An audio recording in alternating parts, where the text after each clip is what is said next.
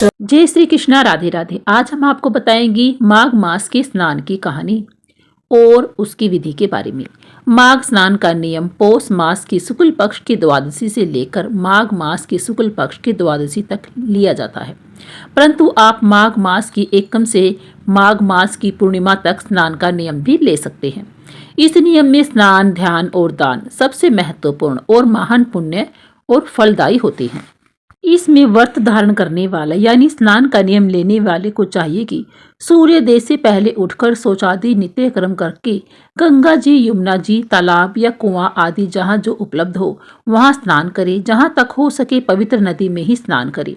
नदी स्नान समस्त पापों को दूर करने वाला होता है तथा समुद्र में गिरने वाली नदी का स्नान सर्वश्रेष्ठ माना जाता है। त्रिवेणी स्नान सर्वमंगल दाता और मोक्ष को देने वाला होता है, इसलिए हो सकी तो त्रिवेणी स्नान अवश्य ही इस महीने में एक बार या इससे अधिक जितनी बार हो सके हमें जरूर करना चाहिए।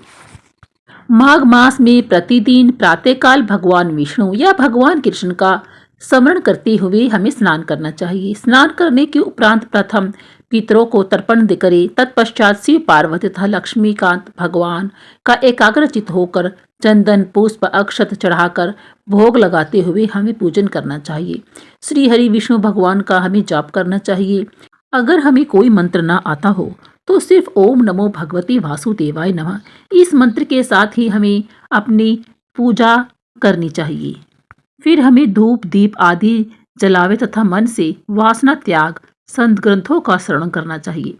भजन, कीर्तन, दान, पुण्य आदि करना चाहिए। रात्रि में जागरण करे, कुविचारों को त्याग दे, प्रत्येक प्राणी मात्र के लिए मन में सद्भावना रखे और जीव मात्र पर हमें दया करनी चाहिए।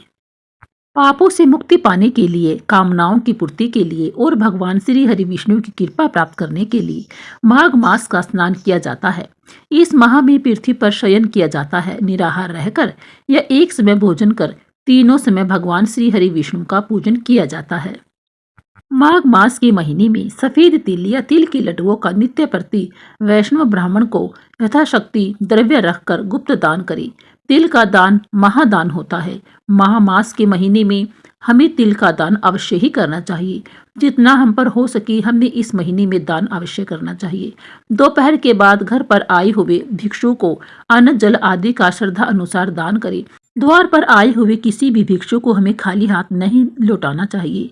इस प्रकार करने से अवश्य ही हमें मोक्ष की प्राप्ति होती है। भगवान व्रती के समय समस्त मनोरथ को पूर्ण कर देते हैं। कहते हैं कि माघ मास में दान देने से संपूर्ण मनोकामनाओं की पूर्ति होती है, व्यापार में वृद्धि होती है, संतान सुख एवं मोक्ष की प्राप्ति होती है। इस संबंध में शास्त्रों में भी कहा गया है, माघ मास स्नान महान पुण्य फलदायी है और भगवान कृष्ण की कृपा पाने का बहुत बड़ा साधन है। माघ मास के स्नान की कहानी अब हम शुरू करते हैं। आइए सुनिए। स्कंद पुराण की रेवा खंड में माघ स्नान की कथा के उल्लेख में आया है कि प्राचीन काल में नर्मदा तट पर सुभवर्त नामक ब्राह्मण निवास करता था। वह सभी वेद शास्त्रों का अच्छा ज्ञाता था, किंतु उसका स्वभाव में धन संग्रह करने का मनोभाव अधिक रहता था। उसने धन तो बहुत अधिक इकट्ठा किया हुआ था, परंतु वृद्धा अवस्था के दौरान उसे अनेक रोगों ने घेर लिया, जिसके कारण वह धन का उपभोग करने में असमर्थ हो गया। उसे मृत्यु निकट दिखाई देने लगी। इसीलिए कहा गया है कि जब हमारे पास धन हो हमें उसी समय हमें अधिक से अधिक अपने हाथों से दान देना चाहिए। ना जाने कब कैसा समय आ जाए, इसीलिए जितना हो सके जब हो सके हमें अपने हाथों से हमेशा दान करते रहना चाहिए।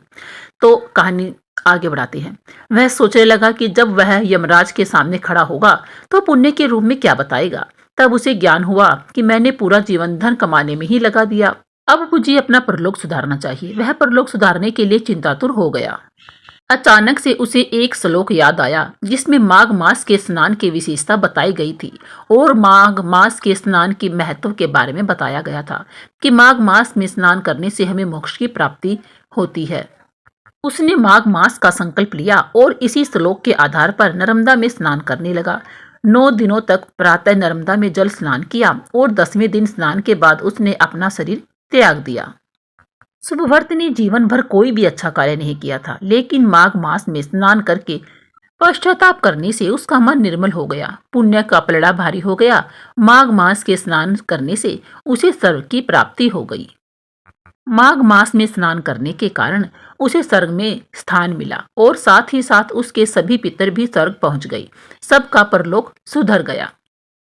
तो यह थी माघ मास में स्नान करने की कथा। आपको यह कथा, यह सब जानकारी कैसी लगी, हमें प्लीज कमेंट सेक्शन में जरूर बताएं। अच्छी लगी हो तो लाइक करें, शेयर करें और सब्सक्राइब जरूर करें। बोलिए जय श्री कृष्णा, राधे राधे।